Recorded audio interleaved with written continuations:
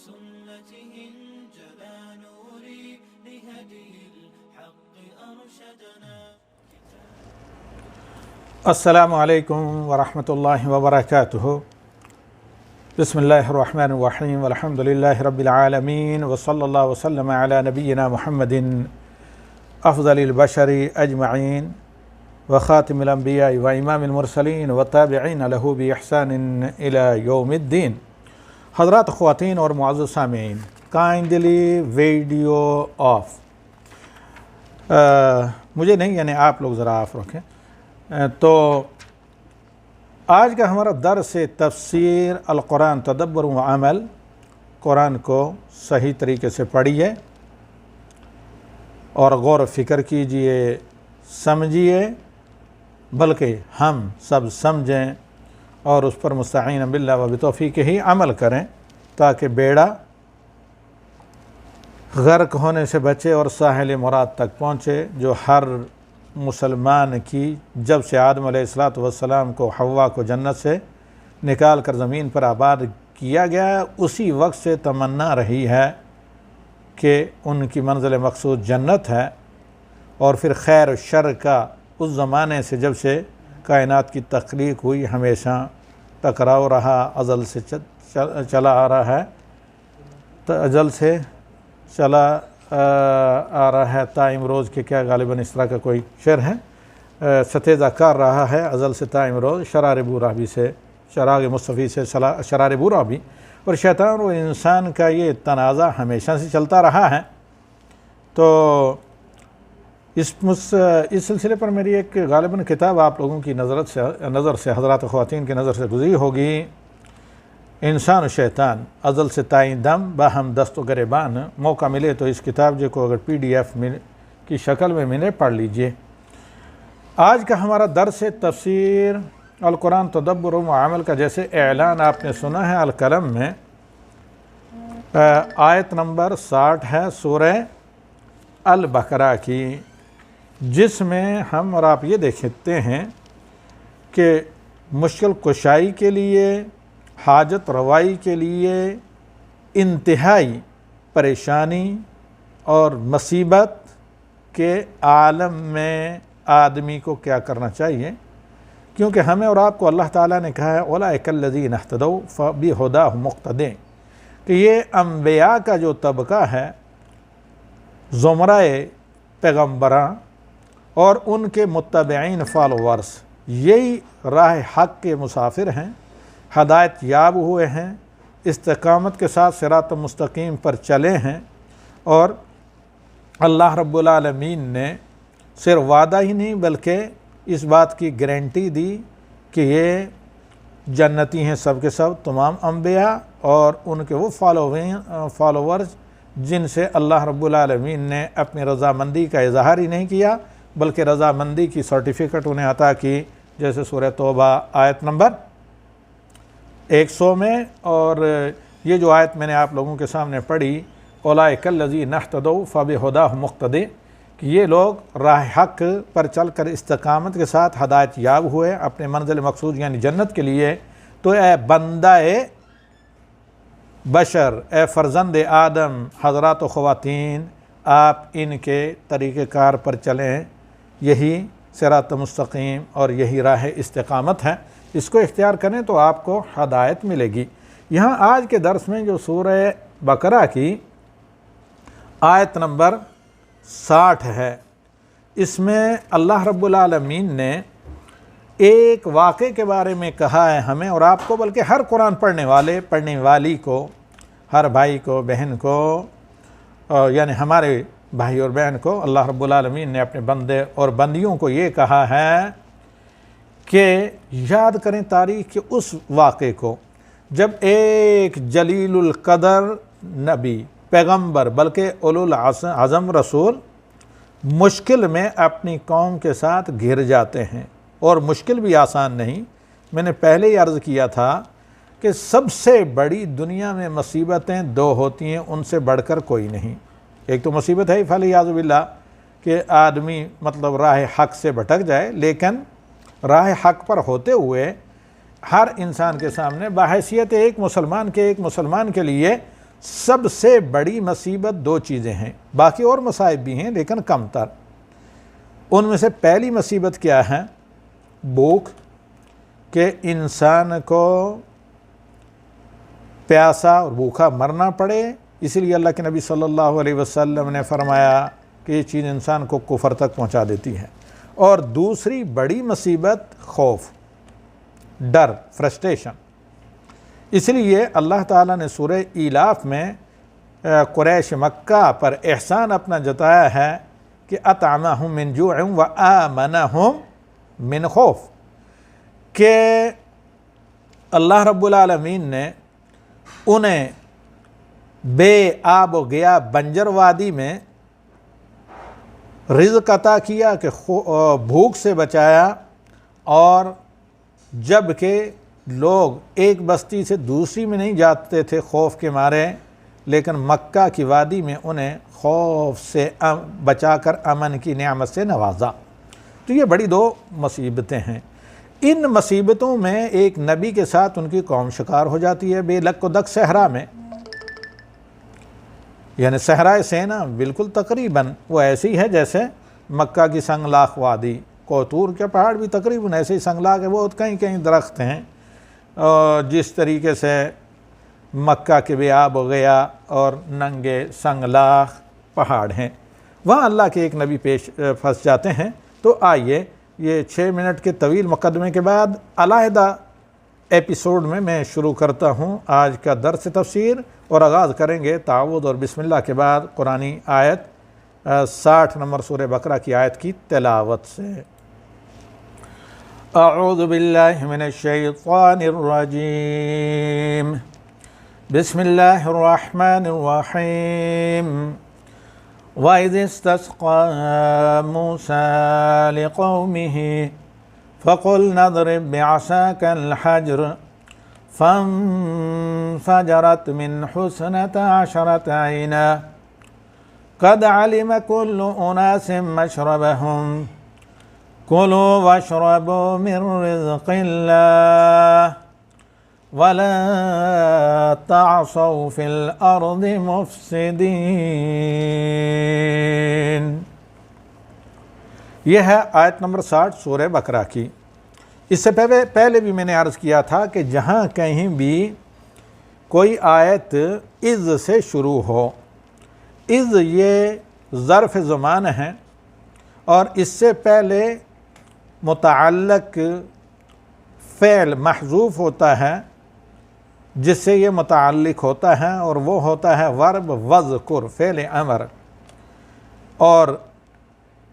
عموماً جس سے ہر تلاوت کرنے والا اس کا مخاطب ہوتا ہے، اور خصوصاً اللہ کے نبی صلی اللہ علیہ وسلم جن پر اللہ تعالیٰ نے یہ اپنا کلام اپنی حفظ و امان میں نازل کیا اور تا قیامت حفاظت کی ذمہ داری لی، اور تمام انس و جن کے لیے اسے ہدایت کا پروانہ قرار دیا۔ وَإِذِ اسْتَسْقَىٰ مُوسَىٰ، اے بندہ مومن جو قرآن کو تلاوت کرتا ہے، یاد کریں اس وقت کو جب موسیٰ علیہ السلام کی قوم کے درخواست پر جو بھوک و پیاس کا، اور دوسری طرف شام میں جہاں جا رہے تھے وہاں دشمنوں کے قبضے کی وجہ سے ان کے خوف کا شکار تھی، اور بے لک و دک صحرائے سینا میں، جس کو سینائی ڈیزرٹ کہا جاتا ہے، اس کے اندر سرگرداں اور حیران و پریشان تھی۔ تو اب موسیٰ علیہ السلام نے یہ نہیں دعویٰ کیا کہ میں اولو العزم رسول ہوں، اور اس میں شک نہیں کہ تمام اولو العزم رسول اللہ تعالیٰ کے ولی نہیں بلکہ ولیوں کے قائد اور امام ہوتے ہیں،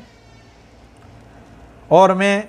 تمہاری مدد کر سکتا ہوں یا سب کچھ کر سکتا ہوں۔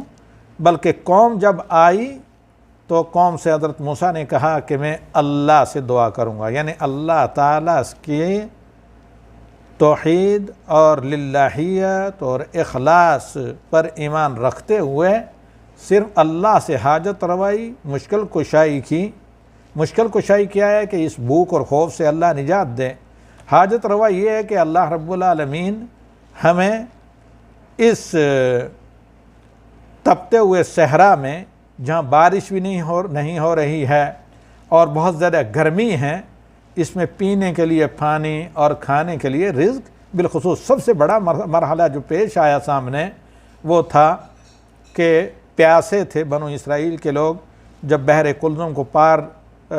کر کے صحرائے سینا میں پہنچے اور پھر سامری کے اس فتنے کے بعد توبہ کی، توبہ قبول ہوئی، فرعون کے ہلاکت کے بعد ظالم سے نجات مل گئی، تو اب سب سے بڑا مسئلہ یہ ان کے سامنے پیش آیا، بے صبر تو تھے ہی بنو اسرائیل، کہا موسیٰ کہاں ہمیں نکال لیا اس جنگل اور بیابان اور صحرا میں، یہاں تو ہم گرمی میں مر رہے ہیں۔ تو اللہ تعالیٰ نے بادلوں کا ان کے اوپر سایہ کیا جب حضرت موسیٰ نے دعا کی، پھر اب بادلوں کا سایہ ہوا، کہا نہیں ہمیں تو پانی چاہیے۔ اب موسیٰ علیہ السلام نے اللہ سے بارش مانگی، اللہ سے پانی مانگا۔ تو اسی کو بیان کرتے ہوئے اللہ تعالیٰ کہتا ہے کہ اے قرآن کے تلاوت کرنے والے، جس کا اللہ کے سوا کوئی حاجت روا و مشکل کشا نہیں،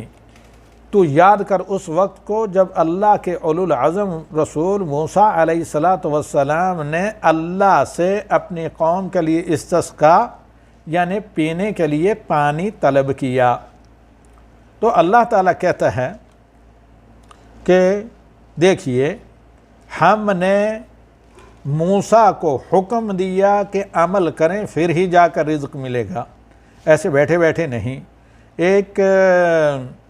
بڑی طویل حدیث ہے، حضرت عمر بن خطاب رضی اللہ تعالیٰ عنہ سے مروی ہے، جس میں اللہ کے نبی صلی اللہ علیہ وسلم کہتے ہیں کہ لو تتوکلون علی اللہ حق توکلہ، کہ اگر تم حقیقی معنوں میں اللہ پر توکل کرو، لرزقکم کما یرزق الطیر، تمہیں ایسے رزق دے گا کہ جس طرح پرندوں کو رزق دیتا ہے۔ یہ پانی بھی رزق ہے، حتیٰ کہ انسان کے لیے جوڑا اولاد سب چیزیں بھی بچے رزق ہی ہیں، تو تمہیں ایسے رزق دے گا جس طرح پرندوں کو رزق دیتا ہے۔ تغدو خماسا وتروح بطانا، جو خالی پیٹ پرندے صبح کو اپنی تسبیحات ذکر اذکار جو اللہ تعالیٰ نے ان کو الہام کیے ہیں وہ کرتے ہیں، اپنے آشیانیوں سے صبح سویرے نماز فجر کے وقت وہ نکلتے ہیں اللہ پر توکل کر کے جو اللہ نے حکم دیا ہے، پھر پیٹ بھر کر اپنے آشیانوں میں آتے ہیں۔ دیکھیے یہاں حضرت موسیٰ علیہ السلام کو اللہ تعالیٰ نے حرکت کے لیے کہا کہ حرکت کے بعد ہی اللہ تعالیٰ کی برکت سے بندے کو نوازا جاتا ہے، اور کہا کہ اضرب بعصاک الحجر، اپنا عصا اپنی لاٹھی پتھر پر مارے، اس سے پانی نکلے گا۔ یہ اللہ تعالیٰ کی طرف سے قوم بنی اسرائیل فی القرآن میں جو واقعہ نازل کیا، امت محمدیہ کے لیے یہ توجیہ اور ارشاد اور گائیڈ لینے ہیں کہ تم گھر میں سوتے رہو گے، سستی کے ساتھ بیٹھے رہو گے، وقت اپنا ضائع کرتے رہو گے، تو اللہ تعالیٰ کے پسندیدہ بندے نہیں، بلکہ اللہ تعالیٰ ایسے بندوں کو پسند کرتے ہیں جو اللہ تعالیٰ نے توانائی دی ہے اس کے ذریعے اپنے ہاتھ پیروں کو حرکت دیں، پھر اللہ تعالیٰ کی برکت کے امیدوار رہیں۔ تو کہا کہ اضرب بعصاک الحجر، اپنی لاٹھی کو پتھر پر دے ماریں، اور جو ہی مارنا تھا 12 لاٹھیاں ماری، اور بلکہ آج کل وہاں ایک پتھر بھی ہے جس کو ماہرین آثار مصر کے، چونکہ یہ مصر کے قلمرو میں آتا ہے یہ ایریا، تو ان کا دعویٰ یہ ہے کہ یہ وہی یہ پتھر ہے اور اس پر لاٹھی کے نشانات ہیں، واللہ عالم بالصواب۔ فانفجرت من حسنتا عشرۃ عینا، تو پتھر سے 12 چشمے نکل پڑے، کیونکہ 12 قبیلے تھے تاکہ قبیلوں کو پانی پر آپس میں لڑائی نہ ہو۔ قد علم کل اناس مشربہم، اناس انسانی کی جمع ہے، تو اناس سے مراد یعنی قبیلہ ہے، ہر قبیلے کے لوگوں نے اپنا چشمہ پہچان لیا نامزد، وہ اس سے پانی لینے لگے تاکہ آپس میں ڈسکلیٹ اور یہ مشاکل نہ ہو جو انسانی سوسائٹی کی مشکلات ہوتے ہیں۔ اب اللہ تعالیٰ نے کہا کہ تم نے مجھ سے مانگا، میں نے جو تمہیں حکم دیا اس پر تم نے عمل کیا، بلا عمل کے نہیں، تمہیں رزق ملا، پانی تمہیں مل گیا۔ اب جو اللہ کی تعلیمات ہیں، شریعت کو تعلیمات کہتے ہیں، اللہ کے قانون کو شریعت کہتے ہیں، جو ہماری شریعت ہے اس کے مطابق تم پانی پیو جو تمہیں بتایا گیا ہے، کلو وشربو، اللہ کا دیا اور رزق کھاؤ، پانی پیو، رزق اللہ، دونوں اللہ کے رزق ہیں۔ اب جب اللہ کا کھاتے ہو، اللہ ہی کا پیتے ہو، اور حاجت روائی مشکل کشائی بھی اللہ سے تمہیں چاہیے، اور مشکلات میں سب کو بوجھ کر اللہ کی طرف تمہیں رجوع کرنا پڑتا ہے تو دیکھو یاد رکھو وَلَا تَعْصَوْا فِي الْأَرْضِ مُفْسِدِينَ، زمین میں فساد پھیلاتے نہ پھرو، زمین میں فساد نہ کرو۔ فساد سب سے بڑا فساد شرک ہے، اس سے دوسرے نمبر کا فساد بدعت ہے، تیسرے نمبر کا فساد جہالت اور لا علمی ہے، چوتھے نمبر کا فساد پھر باہمی حسد، کینہ، بغض۔ اسی طرح گناہ کے درکات ہیں، جس طرح ثواب کے درجات ہیں فساد کے اعتبار سے۔ تو اللہ نے فساد کو حرام کیا اور فساد کرنے سے منع کیا، ظلم و تعدی سے منع کیا۔ جس طرح تمہیں بتا دیا گیا ہے جو تمہارے حدود ہیں، زمینی حدود ہو، مکان کی حدود ہو، راستوں کی حدود ہو، ان حدود کی پابندی کرو، کسی اور کا حق نہ کھاؤ۔ تو ورنہ اگر ایسا نہیں کرو گے اللہ کی شریعت کی پابندی تو پھر فساد ہوگا، نہ تم دنیا میں چین سے بیٹھو گے اور نہ آخرتی کے لیے تمہاری راہ ہموار ہو سکتی ہے۔ تو یہ تھی مختصر تفسیر ان آیات کی، اور انشاءاللہ آئندہ ہفتہ آیت نمبر 61 کی تفسیر ہوگی۔ یہ ذرا تفصیل طلب آیات ہیں تو اس لیے ایک ایک آیات کو پھر آگے انشاءاللہ ہم 2 یا 3 سے زیادہ آیات ایک درس میں رکھیں گے۔ تو ان آیات، اس آیت میں ہمارے لیے کیا درس ہے؟ پہلی چیز کہ قرآن میں خواہ جو واقعات سابقہ انبیاء کے قصے بھی بیان کیے گئے ہیں وہ ہمارے عبرت کے لیے ہیں اور سچے ترین قصے ہیں۔ تو اگر آپ کو واقعی واقعات پڑھنے ہیں، قصے پڑھنے ہیں، تو افسانوی اور ناولی یعنی روایات جس کو کہتے ہیں، کہانیاں اور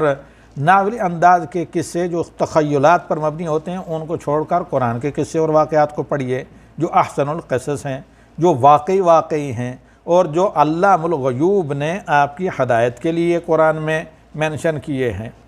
دوسری چیز یہ ہے کہ ولیوں کے امام حضرت موسیٰ اور امام المرسلین حضرت ابراہیم کوئی بھی کیوں نہ ہو، سب کے سب اللہ کے محتاج ہیں، اللہ ہی غنی ہیں، اللہ کے سامنے سب فقیر ہیں۔ تو آپ آدم سے لے کر دیکھیں گے ربنا ظلمنا انفسنا وان لم تغفر لنا وترحمنا لنکونن من الخاسرین، حضرت نوح علیہ الصلاۃ والسلام وان لم تغفر لی وترحمنی لاکونن من الخاسرین، حضرت ابراہیم علیہ الصلاۃ والسلام رب ہب لی من الصالحین، پھر زکریہ اور دیگر انبیاء بعد میں آپ آئیں تو حضرت موسیٰ علیہ الصلاۃ والسلام اللہ تعالیٰ سے ان کو دعا کرتے ہوئے پاتے ہیں، پھر حضرت موسیٰ کے بعد حضرت عیسیٰ علیہ الصلاۃ والسلام کی اللہ تعالیٰ سے التجائیں، دعائیں، اور پھر امام المرسلین محمد صلی اللہ علیہ وسلم کی اللہ رب العالمین کے سامنے شروع وحی کے نزول سے لے کر پھر وفات تک اللہ رب العالمین سے دعائیں۔ تو یہ اس بات کی ہمارے لیے کیا ہے؟ ضامن ہیں کہ جس نے بھی اللہ کو چھوڑ کر کوئی اور در کھٹکایا وہ دنیا کے اندر ذلیل و رسوا اور آخرت میں نامراد و ناکام۔ اور انبیاء یہ جو تمام اولیاء کے بھی رہنما امام ہیں، اور اللہ تعالیٰ کے اولیاء میں سب سے اونچا درجہ کس کا ہے؟ اللہ تعالیٰ کے رسولوں کا، پھر انبیاء کا، پھر انبیاء کے سنن پر جو چلنے والے اہل توحید ہیں ان کی دعوت کو قبول کرنے والے، جیسے نبی صلی اللہ علیہ وسلم کے بعد خلفائے راشدین، عشرہ مبشرہ وغیرہ۔ تو یہ تمام کے تمام نہ کسی کے حاجت روا، نہ مشکل کشا تھے، نہ کسی کو اللہ تعالیٰ نے یہ صلاحیت دی ہے، بلکہ مشکل ترین حالات میں انہوں نے اللہ کی طرف رجوع کیا کہ تمام کے تمام بندے حتیٰ کہ اولو العظم رسول بھی اللہ کے سامنے فقیر اور اللہ ہی غنی و قدیر ہے، اللہ کے سامنے محتاج، اللہ ہی حاجت روا ہے، اور اللہ ہی وہ ذات ہے جس سے نہ مانگا جائے تو ناراض ہوتا ہے۔ باقی اللہ کی مخلوقات میں سے کسی سے بھی کچھ آپ مانگیں گے تو وہ آپ سے ناراض ہوں گے، اور جب کہ اللہ مانگنے سوال کرنے پر خوش ہوتا ہے، اور تمام انبیاء بھی اسی کے محتاج ہیں۔ اور پھر دنیا میں صحیح معنوں میں اللہ کے ولی وہ ہیں الذین آمنوا وکانوا یتقون، جو انبیاء کے نقش قدم پر استقامت کے ساتھ چلیں، تو لہذا وہ بھی سب کے سب اللہ کے محتاج ہیں۔ داتا بھی اللہ ہے اور غوث بھی اللہ ہی ہے، الغوث بھی اللہ ہی ہے، کیونکہ سب سے بڑا فریاد لفظ غوث کا مطلب ہوتا ہے جو صفت